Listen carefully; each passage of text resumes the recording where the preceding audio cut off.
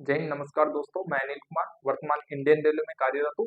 और दोस्तों, आज का हमारा वीडियो रहने वाला है आरआरबी ग्रुप डी के ऊपर कि फाइनली सबसे बड़ा सवाल आता है कि जो आरआरबी ग्रुप डी का जो हाल ही में एग्जाम कंडक्ट हो रहा है उसका एक्चुअली में जो कट ऑफ है वो कितना रहेगा और कितने नंबर पर सिलेक्शन होगा। यानी कि वो नंबर जिसको देखकर आपको टेंशन नहीं रहे कि हमारे इतने मार्क्स आ रहे हैं तो हमारा फाइनली सिलेक्शन हो जाएगा, और साथ में इसका रिजल्ट कब तक आ सकता है। तो मुख्यतः हम 3 टॉपिक पर बात करने वाले हैं। और वीडियो अच्छा लगे तो वीडियो को लाइक और चैनल को जरूर से जरूर सब्सक्राइब कीजिएगा। वीडियो को अपने दोस्तों तक शेयर कीजिएगा। मैं आपको बहुत सारी चीजें यहाँ पर बताने वाला हूँ। कुछ चीजें पर्सनल एक्सपीरियंस के आधार पर बताऊंगा कि फाइनली मैंने कैसे जॉब ली, कौन कौन सा यहाँ पर कठिनाइयां होती है। खैर, वो वीडियो के सबसे लास्ट में बात करेंगे। हम हाल ही में बात करेंगे कि एक सैप स्कोर कितना रह सकता है। तो दोस्तों, सैप स्कोर निकालने से पहले बहुत सारी चीजें होती है। जैसे कि 2019 की वैकेंसी थी, उसका सैप स्कोर कितना रहा, यानी कि जो आपका 2022 में एग्जाम कंडक्ट हुआ था उसका सैप स्कोर कितना रहा, कितना उसका कट ऑफ रहा था। उन सारी चीजों की बात करते हुए हम यहाँ पर 2024-25 की वैकेंसी पर फाइनली चर्चा करेंगे। तो हम सबसे पहले बात करेंगे 2019 की वैकेंसी पर कि जो आपकी 2019 की वैकेंसी थी उसका एक सैप स्कोर क्या था। तो आप सभी को पता है 2019 के अंदर लगभग 1 लाख वैकेंसी थी, और 1 लाख वैकेंसी में लगभग 1.35 करोड़ फॉर्म अप्लाई हुए थे। लेकिन इस बार ऐसा नहीं है। इस बार जो 2024-25 वाली वैकेंसी है, जो आपकी वैकेंसी है लगभग 32,000 के समथिंग है, और फॉर्म भी काफी अच्छा खासे अप्लाई हुआ है। तो काफी अच्छा खासा फॉर्म है और काफी अच्छी खासी वैकेंसी है। और इसका कट ऑफ के बारे में भी हम चर्चा करेंगे कि एक्चुअली में जो इसका कट ऑफ है वो कितना रह सकता है। तो 2019 की यदि हम बात करें तो 2019 के अंदर जो आपकी 2019 की वैकेंसी थी उसके अंदर जो कैंडिडेट के स्कोर थे वो 50 से लेकर 75 के बीच में एक सैप स्कोर था। यानी कि कई सारे कैंडिडेट का जो सिलेक्शन है वो 50 मार्क्स पे भी हुआ है, और कई सारे कैंडिडेट का 75 पे भी गया। और 75 से जिसके ज्यादा है तो ऑलमोस्ट उनका तो होगा ही होगा, आप सभी को पता है, क्योंकि वो तो कट ऑफ ऐसे ही क्लियर करते हैं। एक रेंज जो बता रहा हूँ कि 50 से लेकर 75 के बीच में आपका जो कट ऑफ है वो रहा था। मैं अपना खास तौर पे बताऊं तो मेरा जो स्कोर था वो 74.67% मेरा स्कोर था, और मैंने सिकंदराबाद से फॉर्म अप्लाई किया था SCR से। और जो हमारा कट ऑफ था वो 53% के समथिंग गया था। मेरे को आज भी एग्जिट पता नहीं है कि जो हमारा कट ऑफ है वो कितना गया था। इतना पता है मेरे 74 नंबर थे और मेरे इजीली में क्वालिफाई हो जाएगा। मैंने आज तक उसका कट ऑफ नहीं देखा कि कट ऑफ कितना गया था, लेकिन लगभग 53 या 54 के समथिंग SC कैटेगरी का वहां पर कट ऑफ रहा था। और जो मेरा सिलेक्शन था वो जनरल कैटेगरी से हुआ था। हम बात कर रहे हैं 2019 की वैकेंसी में जो एक सैप स्कोर है वो कितना रहा था। तो आप सभी को पता है 50 से लेकर जो 75 नंबर है वो एक सैप स्कोर था। और ये सैप स्कोर ही मैटर नहीं करता। जो आपका एक सैप स्कोर है वो मैटर नहीं करता, उससे भी ज्यादा बड़ा खेल होता है आपके नॉर्मलाइजेशन में। मैं बात करूं किसी कैंडिडेट के यहाँ पर सपोज देन 40 मार्क्स है और उसका नॉर्मलाइजेशन में 15 नंबर बढ़ गया, तो उसके फाइनली 55 नंबर हो गया, और वो सपोज एन SC या ST कैटेगरी से। मैं एक आपको बात बता रहा हूँ, तो वो इजीली में पिछली बार सिकंदराबाद से क्वालिफाई कर गया था। 40 नंबर वाला कैंडिडेट भी क्वालिफाई कर गया था, और मैंने हाईएस्ट 19 नंबर तक नॉर्मलाइजेशन बढ़ते हुए देखा है। तो आप लगा सकते हो कि एक नॉर्मलाइजेशन का जो खेल है वो बहुत इंपॉर्टेंट रह जाता है। लेकिन फिर भी हम बात करें कि जो आपका कितना मार्क्स आपको चाहिए ताकि आप एक सेफ जोन के अंदर रहो। 2024-25 की वैकेंसी के अंदर यदि आपके 60 नंबर के आसपास आ रहे हैं, 60 नंबर के आसपास आ रहे हैं, तो आप निश्चित मानिए आप एक सेफ जोन के अंदर हो। क्योंकि आपका जो नॉर्मलाइजेशन का फंडा है वो इस पे भी लागू होने वाला है, और अच्छा खासा नॉर्मलाइजेशन होने वाला है। अगर आपके 60 नंबर के आसपास आ रहे हैं, 2 नंबर ऊपर 2 नंबर नीचे, तो डरने की जरूरत नहीं है दोस्तों। क्योंकि आरआरबी ग्रुप डी हर गरीब और हर मेहनती लड़कों का सपना है फाइनली आप एक जॉब लेके जाओगे अगर आपके 60 नंबर के आसपास आ रहे हैं तो ये तो रहा कि एक सैप जोन। तो अभी इसके अंदर बहुत सारी कैटेगरी भी आ जाती है कि यूआर कैटेगरी का भी 60 रहेगा क्या, SC ST का भी 60 रहेगा क्या। तो दोस्तों, आप अपनी कैटेगरी के अनुसार है ना, अगर आप यूआर या OBC या EWS, तीनों कैटेगरी यदि आपकी है तो इसमें आप ज्यादा नहीं 2 से लेकर 5 नंबर तक का जो रेंज है वो ऐड करके चलिए। इससे ज्यादा आप श्योर है स्क्रीनशॉट लेके रख लीजिए। अगर आपका कट ऑफ जाएगा, इससे ज्यादा जाए तो मेरे को बताना। और आप अगर एक्चुअली में एनालिसिस कर रहे हो, आपने पिछली बार एग्जाम दी, NTPC दी, बहुत सारी एग्जाम दी, तो आपको खुद पता होगा कि इसके अंदर 60 से या 65 के बीच में आपका जो एक सैप स्कोर है वो रहने वाला है, क्योंकि इसके अंदर जो सिलेबस है वो टोटली डिफरेंट है। 25 नंबर का साइंस है और साइंस बहुत ही डिफिकल्ट पूछता है, बहुत ही कैलकुलेटिव साइंस आ रहा है, बहुत ही कैलकुलेटिव मैथ रीजनिंग इस बार आ रहा है, तो 60 नंबर बहुत रहता है। यदि आपके आ रहे हैं तो मेरा पर्सनली सजेशन है आप अच्छे से तैयारी कीजिए। जो आपका मेडिकल वगैरह है, आपकी डीवी है, आपका जो फिजिकल होगा पीईटी, उनके बारे में अच्छे से तैयारी कीजिए। आगे हम बताएंगे कौन कौन सी प्रॉब्लम आई। और जब मैंने फिजिकल दिया, डीवी दिया, सारी चीजों का मेरे पास छोटा छोटा क्लिप पड़ा हुआ है, वीडियो पड़ा हुआ है, तो मैं अपनी क्लास के अंदर वीडियो भी दिखाऊंगा। जैसे हम आगे नेक्स्ट बात करेंगे कि पीईटी होगा, जब पीईटी कैसे होगा, मेडिकल कैसे हो रहा है, डीवी कैसे हो रहा है, तो मेरे पास उन सभी चीजों का वीडियो है, तो वो भी मैं आपको दिखाऊंगा। सुनने से ज्यादा जब आप उनको देखोगे तो आपके अच्छे से वहां पर समझ आएगा ना। खैर वो बात की बात है, अभी हम बात कर रहे हैं सैप स्कोर की, तो आप सभी को समझ में आ गया होगा कि सैप स्कोर क्या रहेगा। अब मैं फाइनली बात करता हूँ कि जो एक्चुअली में आपका कट ऑफ का रेंज है वो कितना रह सकता है। तो अब हम देखते हैं दोस्तों, जो 2024-25 का कट ऑफ है वो कितना रहने का चांसेस है। तो आप यहाँ पर देख पाओगे जो आपका कट ऑफ है, कट ऑफ काफी अच्छा खासा रहेगा इस बार। ऐसा नहीं है कि कट ऑफ ज्यादा जाएगा कम जाएगा, मीडियम में रहेगा। ऐसा नहीं है कि कट ऑफ एनटीपीसी का ज्यादा गया कम गया तो बहुत ज्यादा जाएगा, नहीं।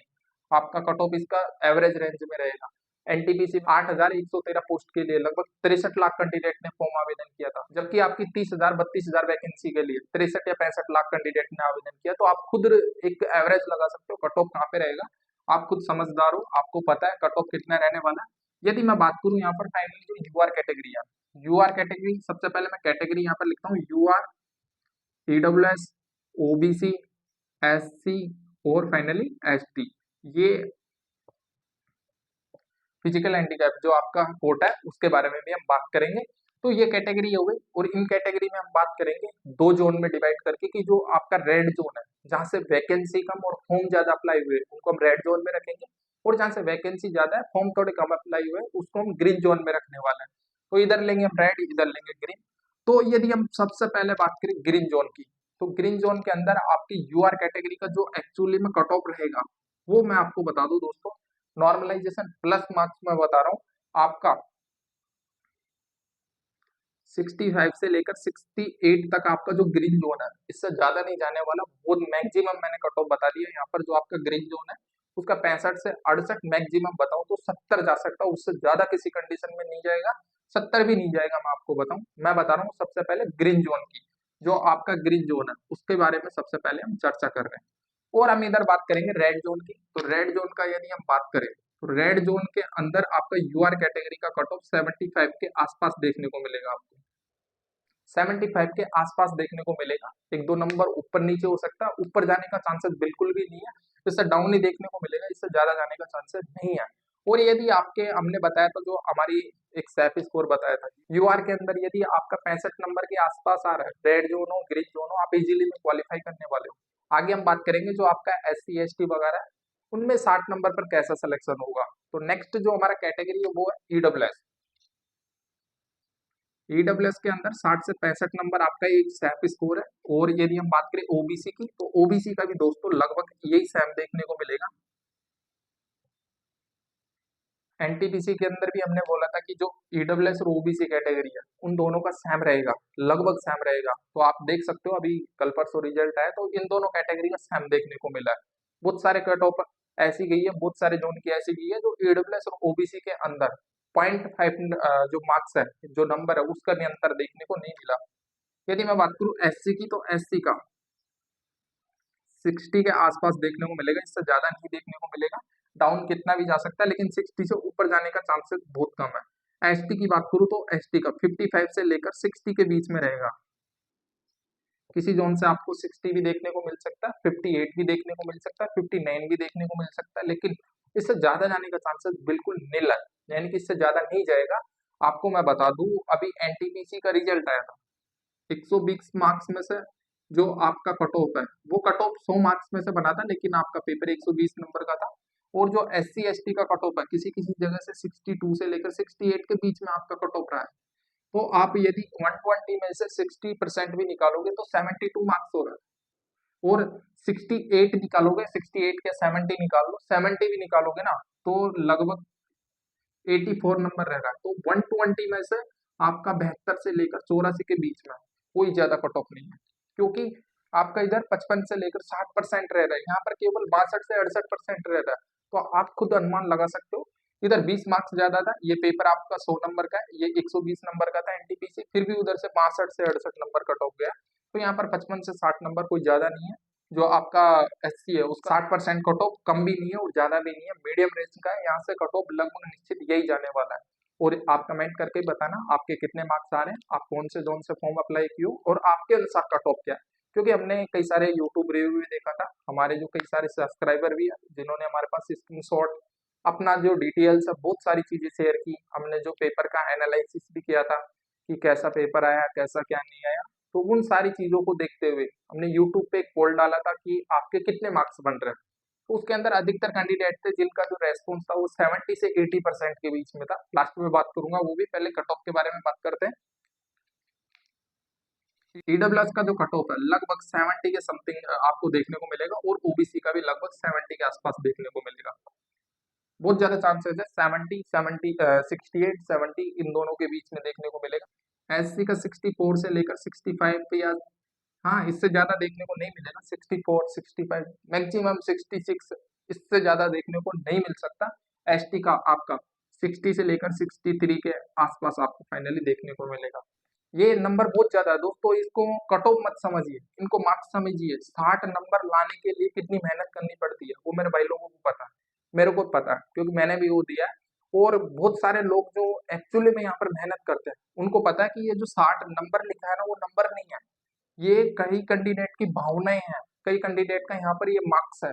60 नंबर नहीं है, ऐसा नहीं है कि कलम चलाई नंबर लिख दिया, नहीं दोस्तों मेरे को पता है, मैं आपको बहुत सारी चीजें शेयर कर सकता हूँ यहाँ पर करने को। तो मैं 0.07 नंबर से भी रहा था, जो एनटीपीसी पिछली बार का एनटीपीसी था लेवल 3 के अंदर 0.07 नंबर से रहा था। तो उन मार्क्स की वैल्यू मेरे को पता है, ऐसा नहीं है कि कलम चलाई मार्क्स लिख दिया, नहीं। आपका कट ऑफ एक्चुअली में यही जाएगा और आपने अच्छे से तैयारी की होगी, आपने अच्छे से यहाँ पर पेपर दिया होगा और आपके इसके आसपास नंबर आ रहे हैं तो आपको अच्छे से पता चला होगा कि कट ऑफ इससे ज्यादा जा ही नहीं सकता। कट ऑफ मैंने मैक्सिमम बताया, इससे ज्यादा जाने की संभावना बहुत कम है, बहुत कम क्या लगभग नहीं है। कट ऑफ इससे कम देखने को मिलेगा। आप ही इसका स्क्रीनशॉट लेके रखिए, जिस दिन कट ऑफ जाए उस दिन आप मेरे को कमेंट करना। और आपको वीडियो अच्छा लगे ना तो वीडियो को लाइक जरूर करना, सब्सक्राइब जरूर करना, दोस्तों तक शेयर करना और जल्दी से जल्दी दोस्तों आपसे रिक्वेस्ट है 10 के जल्दी से जल्दी यहाँ पर सब्सक्राइब करवाना। हम बात करते हैं पीएच कैंडिडेट यानी फिजिकल हैंडीकैप कैंडिडेट की। यहाँ पर स्पेलिंग में एरर हो सकता है, मेरे को पता नहीं पीएच का कैसे लिखते हैं, चाहे हाईएस्ट हो चाहे लोवेस्ट हो। यहाँ से 50 से ज्यादा कट ऑफ नहीं जाने वाला, ये आप निश्चित मानिए। इसका कट ऑफ इसी के आसपास रहेगा। और एक्स सर्विसमैन की तो मैं बात ही नहीं कर रहा, कट ऑफ बिल्कुल लो रहता है उनका। मैं इन कैटेगरी की बात कर रहा हूँ। और कैटेगरी के साथ साथ यदि हम बात करें रिजल्ट की कि एक्चुअली में जो हमारा रिजल्ट है वो कब आ सकता है, तो दोस्तों पिछली बार जो आपका एग्जाम था उसका और रिजल्ट के बीच का जो टाइमिंग है वो लगभग 1.5 से 2 महीने का था। तो हम इस बार भी ऐसा ही मान रहे हैं क्योंकि आपको पता है न्यू वैकेंसी रिलीज हो गई, उनका प्रोसेस करवाना है। 2026 का कैलेंडर जारी हो गया, उनको भी यहाँ पर जो प्रोसेस है वो कंप्लीट करवाना है। तो हम एक रेंज बताएं आपके रिजल्ट की, तो जो आपका रिजल्ट है जैसे आपका 16 जनवरी को एग्जाम कंप्लीट होगा तो जनवरी के अंदर तो आने का चांसेस ही नहीं है। और जो आपका फरवरी होगा, फरवरी मंथ के या तो लास्ट में या फिर मैं बोलूँ मार्च के स्टार्टिंग में आपका जो फाइनली रिजल्ट है वो आने की संभावना। मार्च का स्टार्टिंग हो गया, मार्च के मिड में ले लो यानी बीच में ले लो, और फरवरी का एंड में, यही 10-15-20 दिन के बीच में आपका रिजल्ट जारी होगा।